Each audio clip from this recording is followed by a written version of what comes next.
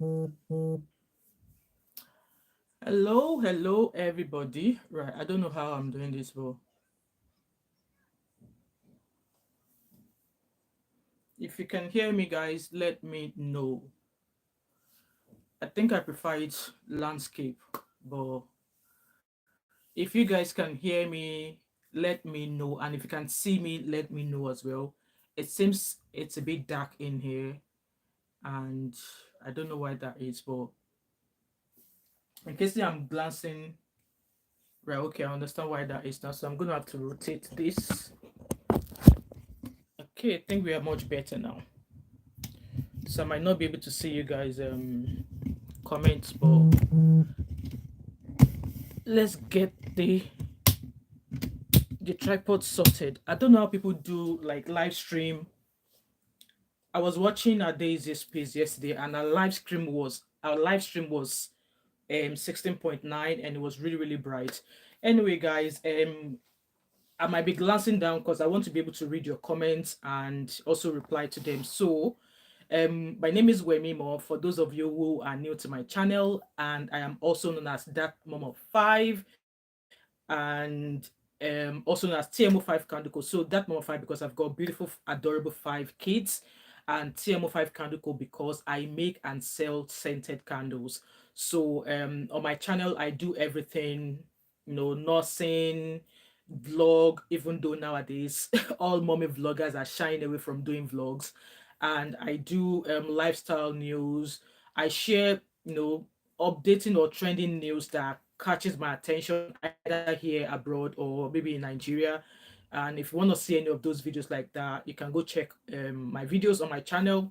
And please, as you're coming in, please like and share, share. If you're new to my channel, introduce yourself in the comment section. And if you're a returning subscriber, say hello, I'm a returning subscriber. And please like as you come in as well. So based on the topic, on like on the tom on the topic that I have today. So it's titled Institutions plus Governance in Nigeria Needs a Huge Reform. As you all know, I am a typical Nigerian woman living abroad. I'm a Yoruba girl. I was brought up and bred in Lagos, Nigeria. I had most of my education in Nigeria, my primary school in Nigeria, my secondary school in Nigeria, my first ever first year at uni in Nigeria before I left Nigeria. So I practically lived half of my life in Nigeria before I came abroad. And there's no way things will be going on in Nigeria and I will shy away from it. Like nowadays, I'm even kind of like scared nowadays to even go onto social media. Guys, if you can hear me, please do let me know in the comment section. If you can hear me, say yes, we can hear you. If you can hear me, please do let me know in the comment section. I've got four of you watching me. Please, if you can hear me, do let me know in the comment section. All right. So, like I was saying, I practically grew up in Nigeria. Like the first 19 or 20 years of my life was in Nigeria. So, I knew how things were when I was growing up in Nigeria. And things are not the same as it was then. Things now happening in Nigeria are not the same as what it was then when I was in Nigeria. So it's so heartbreaking. And at times you wonder at times if maybe Nigeria was really not ready for our own democracy you know, before things were the way it is. And why have I come up with this title? If you all know, there's been so many things happening in the past week, and when I talk about most things happening in the past week, it's been from one ex governor. Guys, sorry, I just want to quickly mute this notification. So it's from one ex-governor of a state be embezzling money to the tune of almost 80 billion naira, to other, so many things going on, like some things that I don't even want to share or even talk about because they're so incriminating. And you have to be very, very careful on this space of social media as well when you're talking about these things, because we all go behind allegedly. And in as much as there's nothing wrong if you, even though the news channels that says this news or that shares this news, just because they use allegedly does not mean that they don't have first-hand information about what they're talking about. But everybody and including myself, we are all using allegedly because you don't want to get a lawsuit or anything like that. So thank you, Choice TV. Hello, my beautiful sis. Now, so I'm taking after you. Happy Sunday and hope you are doing fine. So yes, like I was saying, that when we share news that we see either on social media or whatever, even like I said, even the news channel, it's not as if they don't have a definite evidence of what they're talking about, but they still go by the word allegedly because they are not directly there, they are not directly involved. So hence why I'm going to be pointing to a lot of people. I'm going to be mentioning a few things I've seen on other people's pages or other people's social media pages. I'm going to be talking about them. And the first thing first that I really want to speak about is the, like I said, the governance, the institutions in Nigeria that really needs a real. And you will all agree with me that just pray not to be involved in an accident in Nigeria, because if you are involved in an accident, passerbys will, only people with the fear of God, only people who have actually experienced trauma, or only people who know about saving lives will actually think of helping you. So the prayer every Nigerians make every day is that they don't get involved in an accident. So one thing, number one institution or part of the government or whatever I want to place it that needs to be hauled greatly is Nigerian hospitals. Why I'm saying Nigerian hospitals as number one is that we don't have free health services in Nigeria. So if you fall sick or find yourself in an accident, whoever think they should help you would not even think that way because they will start filming you. So the first place they will take you to, if at all, is an hospital. So I was watching Very Dark Man about a few weeks ago. Like guys, I really don't fancy. I don't really don't bench. I don't bench Very Dark Man that well. But nowadays, his narratives have been changing a little bit. He's been talking with. So it was talking about him attending a wedding in, I think, in Calabar or somewhere, and obviously I think some people were maybe out there to harm him or do something to him. So he decided to leave the venue, and obviously as they were trying to get to safety, they were involved in an accident. And while they were involved in an accident, a few people were hurt, and he was trying to get help for them. So there were a few people who had a motorcycle like keke, and he asked them if they could use their keke to take these people to the hospital. But these people on the keke were like, no, they are not going to help. Like, was like, okay, if you're not going to drive the keke, can we borrow your keke, like your bike, so we could take these people to the hospital? They refused, but one way or the other, they were able to get these people to an hospital. And the shock, what he said next, I was not expecting to hear it. He said when they arrived at the first hospital, the hospital told him or told them that this case is beyond their specialism. When I heard that, I was like, what? This is an hospital. So how can an accident victim they brought to you be out of your specialism? Is it that they don't have trauma units in that hospital? Or in fact, let me not even had trauma in unit. Is it that they don't have doctors on call or doctors readily available in that hospital? Or is it that it's just nurses that are actually running that hospital? Because how can an accident victim be brought to an hospital and they are being turned away, saying that whatever injuries these people suffered is out of their specialism? Like, what happens to giving first aid?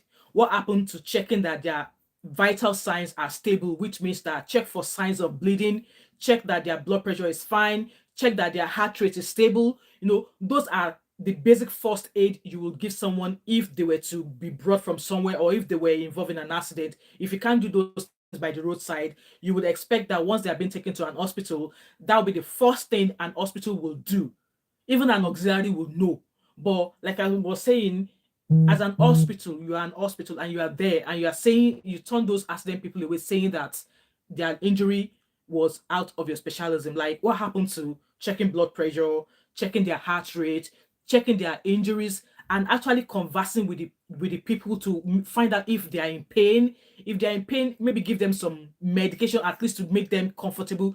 Even if I thought they are going to take them to another hospital, at least apply those basic things, like, give them pain medication, check their wound, that their wound is not bleeding, something like that. But I was surprised when he said they had to take them to, was he Calabar Teaching Hospital? That was when they were able to get help for them and stuff like that. So I was just like, that's actually not the first time I've seen cases like that happening as well. Like, people with accident happened and they're being taken to an hospital, and the hospital will tell you that they cannot admit or treat them without a police report.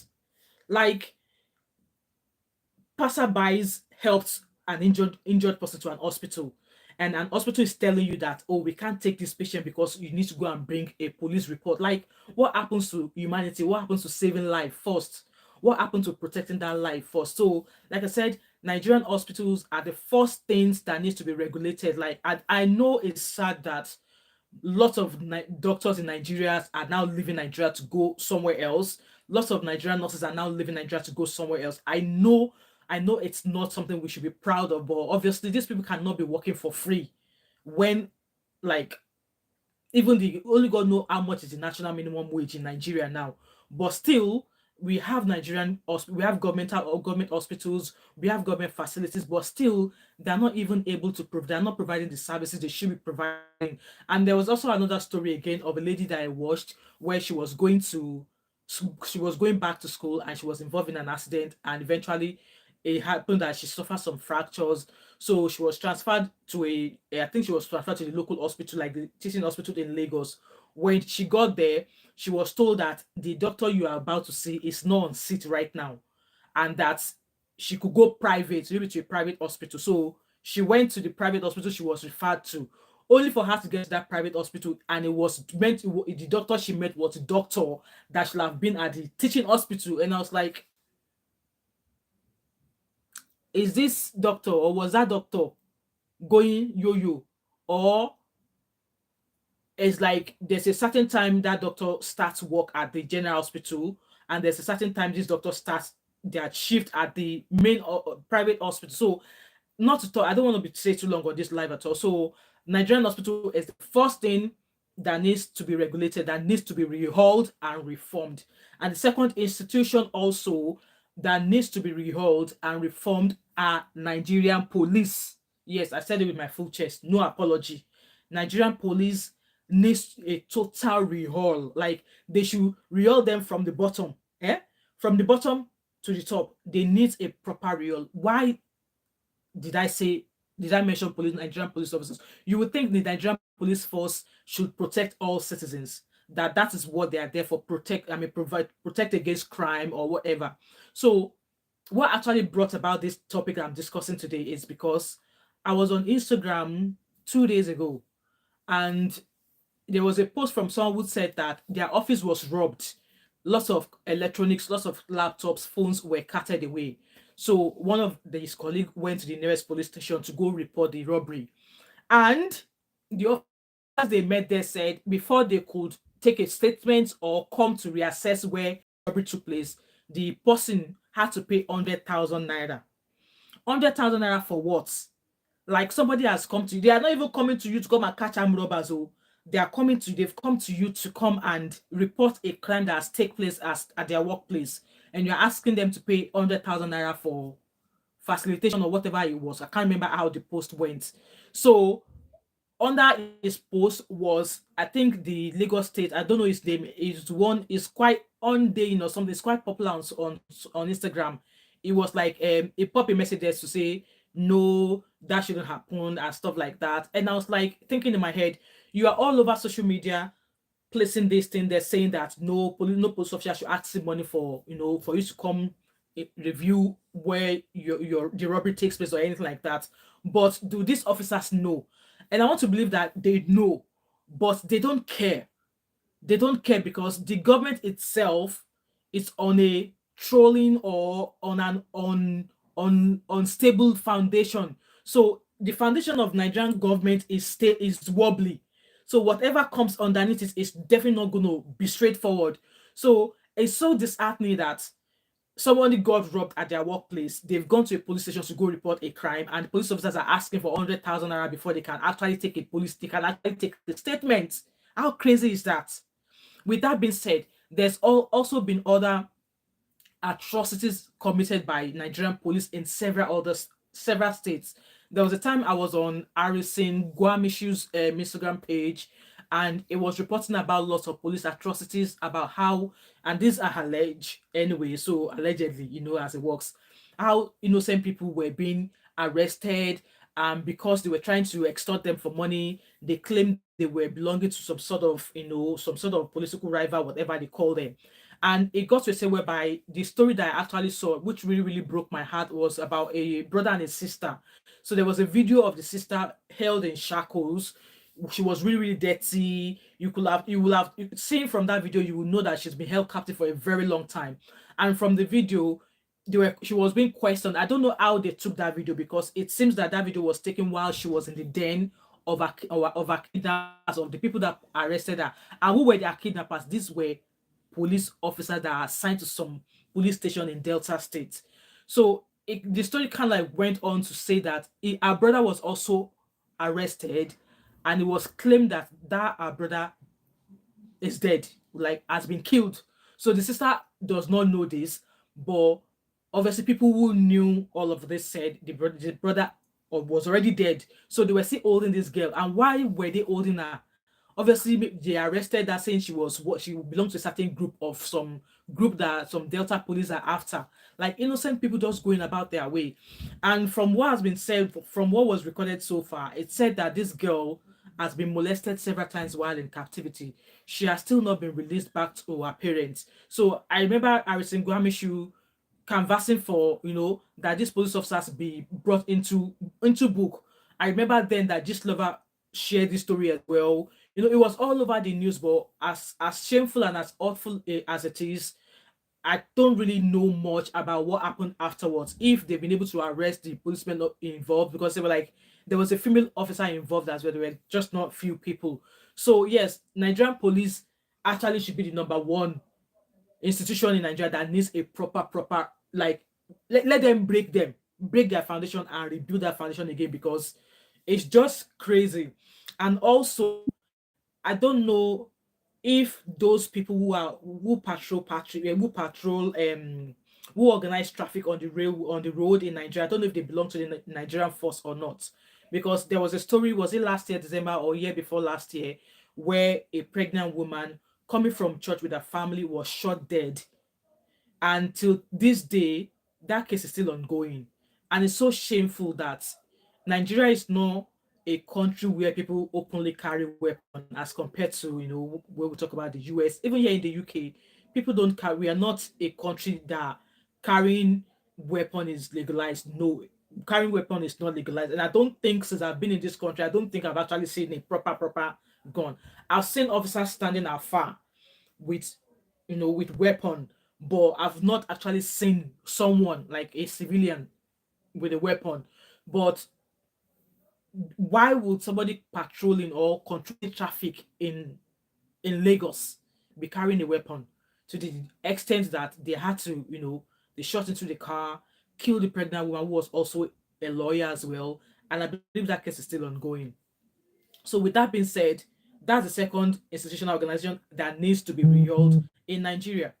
And thirdly, I think the legal services in Nigeria, or the legal institution in Nigeria, needs a proper rehaul as well.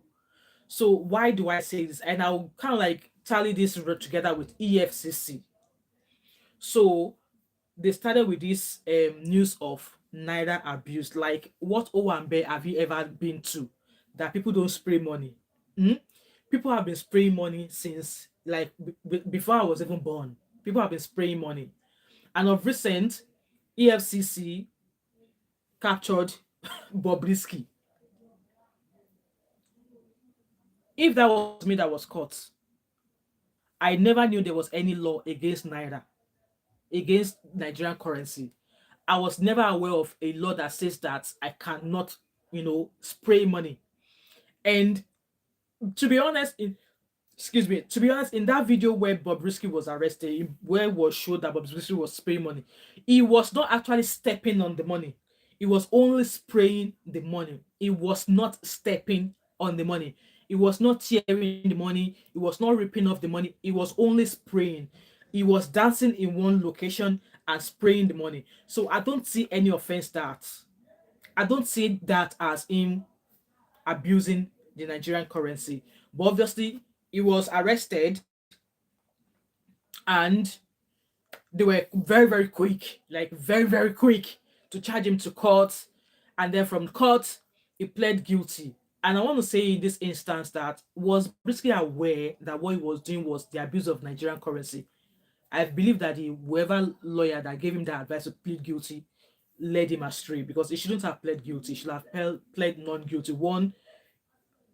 Hundreds of people do it. There is no law that has been circulated out there to inform Nigerians that if you spray money at a party is an offense. I don't think I've ever seen any law like that. Not until Bobrisky was arrested. And also, he pled guilty. He could have been given a fine of, I think, 50,000 naira, 20,000 naira, or a 6-month jail. And I felt that the jail term they gave Bobrisky was too harsh. One, he was a first-time offender. He should have been given the fine option. He should have allowed him pay the fine and go away. So as a, go and don't do it again. Not long afterwards, Cubana chief priest was also grabbed by EFCC. And obviously this one, he went and he pleaded not guilty. And what happened? He was bailed, and I believe I can't remember how much he paid for bail. And for the fact that he paid some money to get bail, it might still be going back to trial. Because if you say you're not guilty, they need to show evidence, proof of how he actually abused the Nigerian currency. So for him, it was, it was smart, but he paid a hefty fine. And this now brings me to the current news of Yahaya Bello, the ex-governor of Kogi State. Do you know for how long now the news has been on that he embezzled money? And at some point, I believe EFCC had or have strong evidence to say that yes, he is the culprit for embezzling money. Look at how long they've been going back and forth with this Yahaya Bello and EFCC case. You would have expected that they would have gone to find him where he is and bundle him to EFCC's office. So it's one rule for some people and it's one rule for other people. In Bobrisky's case, they were able to take this case to court within 3 days. Which Cubana chief priest, I think within 24 hours or 48 hours, they were able to charge him, bail him, and all of that. But Yahaya Bello is still out there. He's still coming back to give people report that, no, I'm not going to come into an office through the back door.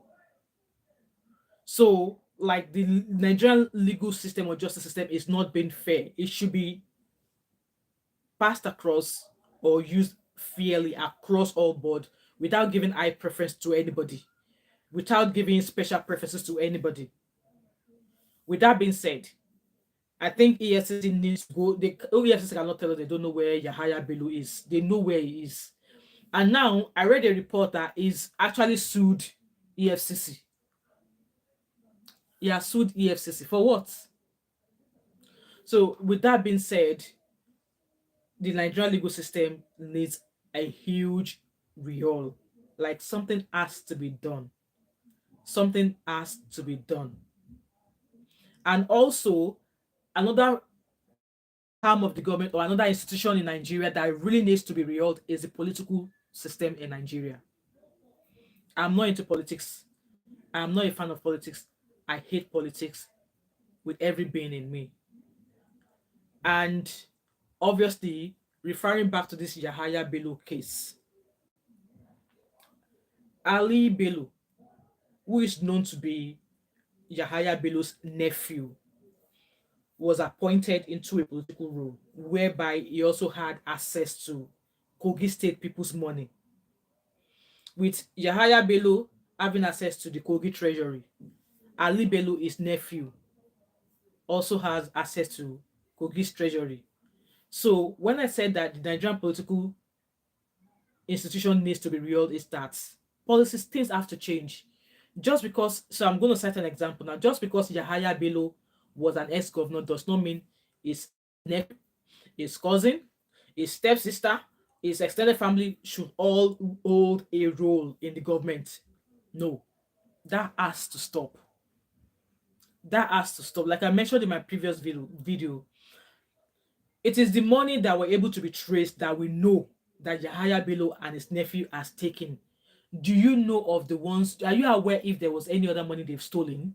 Like, how can Yahaya Bello be the ex-governor and his nephew holds a role in his governance, whereby he was able to have access to that amount of money, 3 billion naira? That was the money Ali Bello laundered, and we don't even know if he has actually paid that money back. But then when he was arrested, somebody billed him paying 500 million naira. Like, where are these people getting this money from? What business? What job? Like, please, people, if you're watching this video later, let me know, how much do they pay governors? Is it monthly or annually? What how much do they pay them? Because you will think that somebody in governor's house or whatever role he has will have a budget he will spend. So who was the person who posted a 500 million naira bill for Ali Bello? Where did they get that money from? Even in this case of Yahaya Bello saying that the money he paid, that it was not the one that paid the money, that the money was paid by his children's uncle, that actually that money was being paid just few weeks or few days to him leaving the governor's house. But still, please, people, tell me, what job or what business does Yahaya Bello have to be able to make such amount of money? What? With that being said, like I also said that families should be excluded from being appointed into any governmental role. Another example is our current president of Nigeria, President Tinubu. Tinubu is the president now. We all agree. Even though I did not vote for him to be president. But look at the people around him. His sons, his daughters all hold a role underneath him. Like, please tell me, what experience does his sons or his daughter has to hold the role they are holding? They're only getting preferential treatment because their father is the president of Nigeria. So he could easily appoint them to, roles. And tell me, here is an assumption. What if they did Abacha style on us? What if they did Abacha style on us? How would we know? Because Tinubu president, Yawo, first president, his wife, his son is into as a parastatal role. His daughter has parastatal role as well. Like, they've turned into family affair. So something has to change. If Tinubu is a president today, that does not mean his sons or his daughters could now take a role up in the governmental. Like, no, let them go do their thing. If they're accountant, let them go find a job in the bank. If they're engineers, let them go source about for contract as well. With that being said, there was also this issue of I posted on my channel about um a Chinese shop owner in Abuja who has a supermarket, and that supermarket is actually excluding Nigerians from coming. Like, what F13? What F13? Guys, please like and share this live as you're coming in. I'll probably will be here for another 10 minutes. I don't want this live to be too long because I want people to be able to watch it back as well. So this Abuja supermarket, Chinese supermarket, has been running for a while now, and they are not allowing Nigerians to come in there to shop. And the very dark man, you guys know, like I said, that I don't bench that guy at all. So he did a video saying that, how is this place a supermarket? How is this place a supermarket? It's just a residential place. This, that. But CCPC, or if that's what they call them, went there. They took videos and they said Chinese embassy people were there as well. And this woman was running a proper shop. Yes, it was shut for a few days while they carried out their investigations. And then it's opened, but then it's now closed again because this woman did not register the business and was not paying tax. So how can somebody who is not originally from Nigeria open a business and you say Nigerians cannot come into shop? Like, where do they do that? And that's not the first time I've seen something like that. There was, I think, a few years ago, it was said that a Chinese restaurant in Nigeria, maybe it was in Lagos or Ikeja, I can't remember where, would not allow Nigerians come into their restaurant. And I was like, if you don't want Nigerian people to come into your restaurant, then why the hell are you in Nigeria? Why the hell did you set up a business in Nigeria? You should have, when you were leaving China, maybe you should have just not bothered. Come do what you have to do in Nigeria and then go back. Because I don't understand how you will have a service and you're saying that the citizens cannot come into shop. It's just like me being in the UK now. I have an African supermarket, and I'm saying because it's only Nigerian food stuff I sell, Ghanaians cannot come in. English people cannot come in. Like, what the f? And some people under my TikTok page, people are like, the Nigerian government has sold Nigeria. That why would they even think of even doing that? So I'm just going to say that Very Dark Man's video was very, very deceptive because the actual place where the shop was, VDM did not show us that place. But when I was on Channels News TV and there was a one of the people who went into that shop, they showed us proper store with shelf stock of Cocoa Pops, cereals and stuff like that. It was a normal, maybe it was an in-house supermarket, yes. But saying Nigerians cannot come into shop, I guess why it was not open to Nigerians was because one, this woman did not register the business. And because she did not register the business, she did not want to pay tax. So that was why she was stopping Nigerians. She was not allowing Nigerians to come into shop. So VDM, at times, it is not everything you put your mouth into. I think I need to add VDM to my thumbnail. It is not everything you put your mouth into. Yes, you might think you're saying fact, but there are some things you really need to shy away from because the harm of government who investigate things like that already went.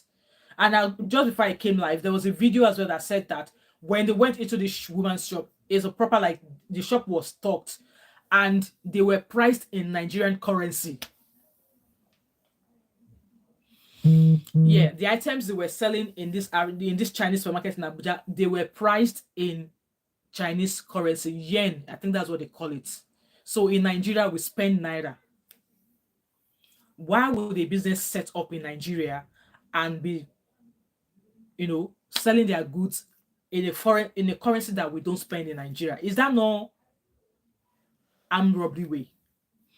And some people actually, because I shared the video on my TikTok channel, and if in case you're not following me on TikTok, my TikTok handle is at just doing me. So just is JUSTDOINGMII. Just doing me. That's my TikTok handle. So some people were like, obviously people have their opinions. People were like, oh, um, that Chinese business could actually be serving as a form of money laundering. I did not say it though. That is what people claim. Oh. That is what people claim, that it might be an avenue for money laundering, because I don't understand why, as a Chinese person, you come into Nigeria, you set up a business, you're living in Nigeria, you set up a business, and you are pricing your goods in Chinese currency. Like Nigeria, we spend naira. It's just like me living in the UK and I want to go to a shop and I'm handing them dollar. They will just look at me like, they will tell you are not in the United States too. They will tell you outrightly you're not in the United States, so we don't accept dollar. And also on the narrative of that, they might be hiding under the disguise of money laundering. This also brings me back to that school in Abuja. Like almost all the schools in Nigeria, maybe a few of them now, the school involved in this Yaya Below thingy, all the money paid to this school was in dollars. Why pay school fees in dollars when we spend naira? And I think this school should be investigated as well. This school should be investigated as well. So why would they be paying school fees in dollars? Why? That's been said. So my next institution to be investigated are schools in Nigeria. Schools in Nigeria. Where I loved when I was going to school in Nigeria. Like the school I went to was like I was actually maybe the first set of students at Caleb International School. If any of you ever heard of Caleb International School in Nigeria, I was one of their first set when they first opened that branch in my area then in Shangisha Magodo. Yes, I was there for a few months, maybe a few terms, and the school fees went like that. And my parents were like, oh yeah, come out, we are taking you elsewhere. I was going to say, with the schools I attended in Nigeria were really good schools. I attended the secondary school I attended was Maryland Comprehensive Secondary School in Ikeja, a very, very beautiful school. I was never involved in any trouble. There was never any event or occasion that happened that my parents were called. maybe once. And that once, I was not the one that created the wahala. Oh. It was just that in my set, some of us we have fish brain. Some of us we are young bloomers, like late bloomers. We don't bloom. You know that all obviously we were all in SS3. Some of the girls in my SS3 classes were like they were mature, their level of thinking, the things they are involved in. Me, that I was in the same class as they were then. I don't even have an idea of half of those things. Like our level of maturity differed. Like my own level of maturity is different from a few of the other girls. So obviously some of them will run out of school, they will bribe the gate man, Baba John. That was our gate man then. If you ever went to Maryland Comprehensive Secondary School, Ikeja, between year 1990, I can't even remember. I think I finished secondary school 2000 in year 2000. So if you were in Maryland from 1997 till 2000, you will know Baba John. Baba John was our gate man then. There was actually two of them, but it's Papa John that is almost by the gates. So a few of them obviously left home saying they were going to school, and then they got to school, paid Papa John, they left school. Apparently they went partying and something, something, something, something. So they've been going for a while, and then it got to the principal got to find out about it, and then they suspended all SS3. Even me, that I did not join them. Even me that was sitting in my class.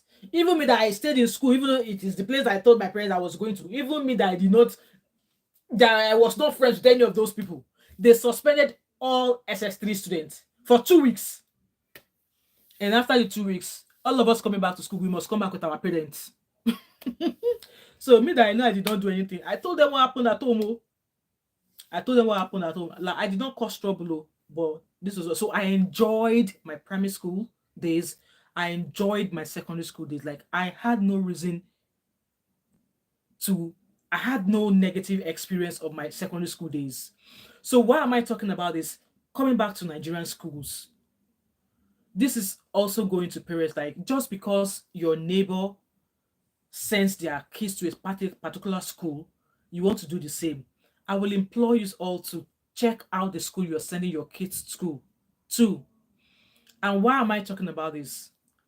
Boarding school, day school, whatever, most especially boarding school. We all know what happened to Sylvester Oromoni. Sylvester Oromoni was in the same school as his sisters. His sisters, you will have thought that, his sisters were in that school, that it was going to be fine. But this boy was bullied. He lost his life. There was a lot of, people out there clamoring that justice had to be done because this boy, may his young soul rest in peace, he said to his parents what was done to him. His father refused to bury him until, because there were suspects, and then the autopsy came out, only for the autopsy to blame his parents, only for the result of the autopsy to say parental negligence or whatever. So the 5 boys who beat him up, who fed him substance, who fed him stuff, they were not held up for anything. So just because a school said they are international British something something or international American something something something, don't go putting your kids there. Investigate that school. If it means disguising me, if I have to be in Nigeria, for me to put my kid in a school, it will be difficult because I will carry out a thorough investigation. And even with all these things happening now, I want to believe that parents who are seeking to put their kids in school, for me, I will never ever, if I were to be raising my kids in Nigeria, there's no way I'm putting my kids in a boarding school because so many things happen in boarding school. There was a story of a young girl that was molested by a teacher. And obviously, this girl, I don't know how the story came about. The girl was sick. They took this girl to the hospital and they found a used condom in her. This was a young girl. And this young girl said it was her teacher. She mentioned the name of the teacher. But just because the mom has no support, has no financial backings, or had no political backing, the school quieting the case down. That teacher is still working at that school. And people still have their children going to that school. I believe it was in Abuja or something. You can imagine as a parent sending your child to school for something to happen to them. and the school cannot give you an accurate explanation of what happened to their child. This also leads me to another one of where VDM Very Dark Man was talking about as well, that a parent took a child, a 4-year-old child, to school, hale and healthy, no issues, and then only for the school to call her to come to the school. And while she was there, they were like, "Oh, madam, calm down, madam, calm down, madam, calm down, madam, calm down. Call your husband." And she was like, "Why should I call my husband?" Only without the woman not knowing that behind her was her dead son, a dead 4-year-old son that she brought to school alive, ill and healthy. And the school was about the boy was brought into school sick. Like, make it make sense. As a parent, even here at times when my daughter wakes up in the morning at times and she start coughing, if she's been coughing for a few days and I think I'll ask her to stay at home. At times she might not want to stay. She's like, "Hey, mom, I want to go away." If I'm like, "No, stay at home." There's no parent that will take a sick child to school. No. So they started with the child was brought to school sick, and then they changed their story again. The child was eating, and then the child choked, and then kinikon, and then this that. Eventually, that boy passed away. Like, how is that possible? This also takes me back to the case of Sylvester Oromoni. There are other parents whose children are in that school. They heard what happened to Sylvester Oromoni, and they still keep going back. They still keep putting their kids in that school. Just because the fire has not touched you does not mean it will not come. Oh. I felt with things happening in this world, it only had to happen once, and then cut the root of that thing so it doesn't happen anymore. But parents were like clamoring that the when college be open, blah blah blah blah, because it was not their child. They were happy to take their kids back to that school. I can't believe that school is still operating in Nigeria when there are so many instances of what happened, what transpired that led to that boy's death. And there's been many, many, many, many more deaths, sickness, accidents that has happened in school, both day and hostels. That at the end of the day, these schools are working free, the culprits are working free, but a dead child, a dead sibling that cannot be brought back. You know what? I could go on and on and on and on and on. Like, everything in Nigeria needs a real.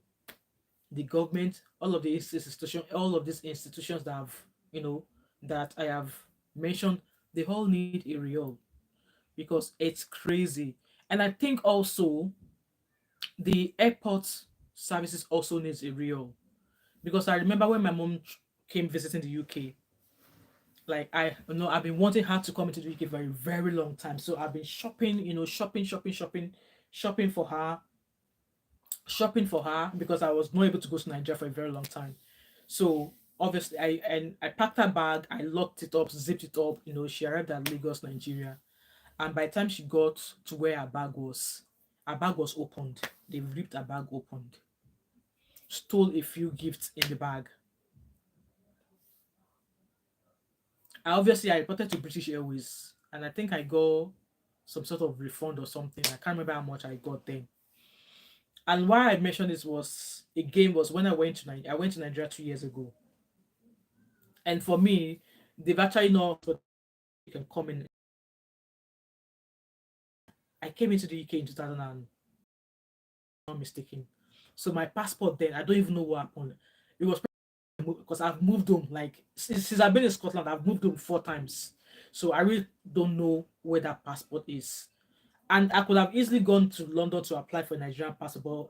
From my husband's experience of going to London to apply for Nigerian passport, if I go there, I will fight.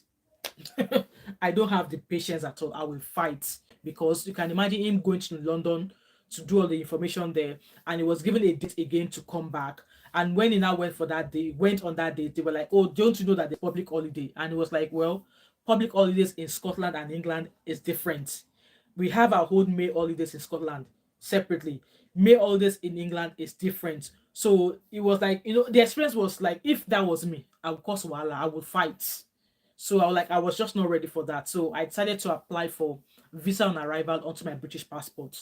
So which means that I was able to apply to whatever they call them in Abuja, and then I got sent a confirmation and the visa via my the visa payment and notification via my email, which I printed out. And I traveled to Nigeria with my British passport, arrived at the airport, you know. When I arrived at the airport, it was still unruly, like so many things, so many people trying to talk to you at the same time. And this is just me remembering Summer Aku when she was coming back. Like I can only talk to one person at the same time, you know. So looking at that experience there, I got in and I arrived obviously, and I asked them that, oh, I need my visa on arrival. I need to get my visa because I'm coming for the first time. And the first question was like, why don't you have Nigerian passport? Why did you not apply in the UK? I was like, I live in Scotland. There's no way I'm going to go from Scotland to England. And I also mentioned that we had a nasty experience, so there was no way I was going to do that. So I was moved over to where I was going to apply for the visa and arrival. So the service was really quick, even though the officers tried to ask me for money, but there was no way. I was watching Sase Funke. You guys go and check that. If you want to go to Nigeria, if you've not been to Nigeria for a very long time and you want to go to Nigeria, just go and watch Sase Funke. Sase Funke will prepare you for your journey. Smooth. Me, up until when I was going to go, I was watching Sase Funke back to back, back to back. You know, how people will try to want to rip you off. If you borrow a pen from an immigration officer or from anybody, be prepared to pay something back. So the process was pretty much easy for me. And I'm sharing this experience based on Soma Aku's recent trip to Nigeria. Because I think when she was coming back, she had an issue. So I my visa process was fine. I was able to meet someone who facilitated the immigration did not delay me, the custom did not delay. They were like, it was in your bag, blah blah blah. And I told them, I think our flight was the last flight to arrive in Nigeria that night, so I was not put through a lot of stress. So I was able to leave. But upon coming back, so while I was in Nigeria, I only spent 2 weeks in Nigeria. I made every attempt to apply for a Nigerian passport. So I had to go do NIA, NIN. I had to do so many things, and I think that day I left home about maybe 8 o'clock, so I could do the NIN, so I could get captured. So I had a contact in there, which made sure that I was able to get my NIN. I was able to get my capture done that same day. But the guy said to me that there's no way your passport will be ready in 2 weeks. So I said to my sister, you know what, this is the details of this person, this is the existence of this person. I want to collect my passport. If the passport is ready, contact this person to come, you know. So I did that. So upon me coming back to the UK, you remember I still have my British passport and I have that visa, Nigerian visa, on my passport. So when I got back to the immigration, me coming back to the UK, first I was in the Murtala Mohammed airport. So I came to this immigration officer and I gave him my British passport. And he was like, why don't you have a Nigerian passport? And I told him that I already applied, but I was told it would not be ready, that I was only in Nigeria for 2 weeks. Hence why I believe I left a comment for in Somaku's video that when I was there, just like Sasafonke said, you need to have showed evidence that you have applied and it was not ready. Like for me, I only stayed in Nigeria for 2 weeks, but even after I came back into the UK, my passport did not, I did not get my passport for another 6 months or something. So when it was ready, this guy called my sister, and my sister was able to DHL it to me. So in that instance, obviously they were going to give Samako a hard time. But when I was coming, like I was trying to fill a form, they gave me a pen because I did not have a pen to fill the form. They gave me a pen to fill it, and this person said it's 500 naira. I said, eh? That come, hold your pen. I have a special one in my bag. I just need to drop all the things I'm holding in my hand so I can grab the pen. He waited for me to finish filling the form and said, so I just after I finished filling the form and I was going to hand him the pen and he said it was 500. I said, I'm not buying pen, no. I'm not buying pen. You were the one who gave me the pen to use it to fill the form. The guy said 500 naira. I said, come, if you don't collect your pen from my hand, I will fling it. Besides, let me just drop all this things I'm holding and let me grab the pen in my handbag that I have a better pen, to give you. So, you know what, guys, I don't want to make this video too long. I hope I've kind of if there's any other thing you can think of from this video, pop it in the comment section as well. I said I was going to be there for 50 minutes, so we're already at 50 minutes. So, guys, that's just what I think because I know there's a lot going on in Nigeria right now and only a proper reform Only a proper reform will change Nigeria, nothing else. Anyway, guys, this is the end of my video, or this is the end of my life. If there's anything that you can remember or you know that needs a real, if you're watching the video, please put it in the description box or in the comment section. If you're going to watch this video again, if there's anything that you think needs to be real in Nigeria, that it needs to be properly like broken down and restructured again, put it in the comment section. And also, guys, don't forget to subscribe if you're yet to subscribe. Don't forget to share this. And there's actually a gist I want to bring back. I want to bring this gist happened about 3 weeks ago. It was between Daddy Freeze, Very Dark Man, and three other people. So I don't know if I should come in to do it live because I want to be able to share some evidence, or maybe I should do a video. I'm still thinking of it because it's a very topic. It's a very topic I'm very much interested in, and which has caused a lot of Nigerians coming to the UK, like those who are coming with the care visa. It's got to do with the certificate of sponsorship, the sale of certificate of sponsorship. So I want to be able to come back here to discuss it because Nigerians will be our own problem. You can imagine in the UK when we know that certificate of sponsorship is not for sale, but some group of Nigerians sold certificate of sponsorship totaling almost 100 million naira, almost 196,000 UK pound, 196,000 pounds. And at some point, one of the middle person who was involved in the selling said somebody in Nigeria passed away. When that person find out that they've been duped, because obviously they paid for certificate of sponsorship and it was not coming. So I really want to come back with that gist. I've got all the evidence on my phone, like all the recordings, all the voice. I've got everything, but I don't know how best to to put it across. I'm not a good storyteller. I know we all tell stories differently, but I really want to come back, but I don't know the right time to bring that story. Either bring it live or maybe do a video on it. I'm gonna figure out to do it, but that video is very passionate. I'm very passionate about the instance itself, certificate of sponsorship, why people were selling. I all know how that has impacted a lot of Nigerians and stuff. So, guys, like I said, I'm going to have a thought about bringing that video. So that video is going to involve Very Dark Man, Daddy Freeze, and two other people. So if you go on my community tab, I'm sure I did put a thumbnail there that I was asking if I should do a live or a sit down video. So guys, go and vote. I've not decided yet, so go and vote if I should do a live or a sit down video about that topic. Anyway, guys, I'll let you go. This is the end of this live now. If you're going to watch this video back, please drop a comment in the comment section, your experiences, anything else that you think is happening in Nigeria that I'm not aware of, that you think, yeah, it really needs to be resolved. Feel free to put them in the comment section. And like I said, don't forget to like, subscribe, share, tag, and I hope to catch up with you in another live when I have the chance. All right, and have a lovely and blessed Sunday evening wherever you are. Okay, bye.